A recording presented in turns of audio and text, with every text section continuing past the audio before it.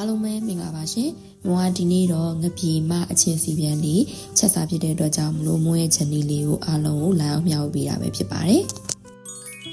အရင်ဆုံးအနေနဲ့မွန်တို့တွေပါဝင်ပစ္စည်းလေးတွေကိုပြင်ထားလိုက်ပါမယ်။ဒီမှာတော့ဈေးတွေကဝယ်လာတဲ့ငပြေမလေးတွေကိုမွာစားစနွင်းနေပြီးတော့ရေခဲတက်တာထဲမှာတညသိမ်းထားတယ်ပေါ့နော်။နောက်ပြီးတော့ချက်သွန်အဖြူချက်သွန်အနီနဲ့ငရုတ်သီးချမ်းပတ်လေးတွေကိုရောပြီးတော့ထောင်းထားပါတယ်။ပြီးရင်တော့မွန်တို့စချက်လို့ရပါပြီ။ဒီမှာတော့မွန်ကစီထည့်တယ်။နောက်စနွင်းထည့်တယ်။နောက်ပြီးသွားပြီဆိုလို့ရှိရင်တော့ခုနကထောင်းထားတဲ့ချက်သွန်အဖြူချက်သွန်အနီနောက်ဒီငရုတ်သီးအကြမ်းဖက်ထောင်းထားတာတွေကိုထည့်ပြီးတော့တိတိကျကျလေးလိတ်သွားအောင်လို့စီတက်လိုက်ပါမယ်ဒီနေရာမှာစီတက်တာကြကြလေးစီတက်ပြီးရဲဆိုလို့ရှိရင်တော့ပို့ပြီးတော့စားလို့ကောင်းတယ်ပေါ့နော်ဒီလိုမျိုးလေးစီတက်လာလိုက်တာချက်သွန်လေးလည်းလိတ်သွားပြီဆိုရင်တော့မို့ကငံပြားကြီးပေါ့နော်ငါးငံပြားကြီးလေးထည့်ပြီးတော့ရောပြီးတော့စီတက်ပါတယ်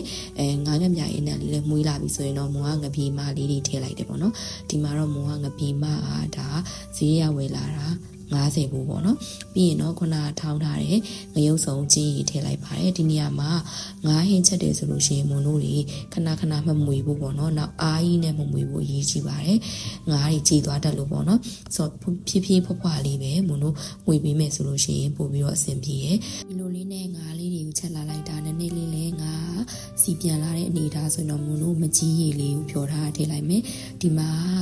ငပြေမအချင်းစီပြန်ဖြစ်တဲ့အတွက်ကြောင့်မလို့မကြီးရည်လေးကိုများများလေးတုံထားပါတယ်ပြီးရင်တော့မွားချက်သားမှုန်လေးထည့်ပြီးတော့နည်းနည်းလေးစီပြန်လာတဲ့အထိအရသာဝင်တဲ့အထိတည်ထားလိုက်မယ်ပေါ့နော်ငါးလေးလည်းစီပြန်လာပြီဆိုရင်တော့အပေါ်ကငရုတ်သီးခွဲထားတာလေးကိုထည့်ပြီးတော့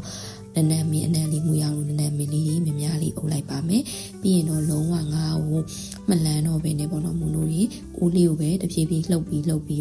တည်ထားပြီးမယ်ဆိုလို့ရှိရင်အကုန်လုံးချက်သွားတဲ့ဒီစီပြန်လာပြီပေါ့နော်ဒီချိန်ဒီမှာဆိုရင်စားလို့ရပါပြီငပြေမကလေးအယိုးများတယ်ဆိုပေမဲ့ငါးကြိုက်တဲ့သူတွေအတွက်တော့ငပြေမကတော်တော်လေး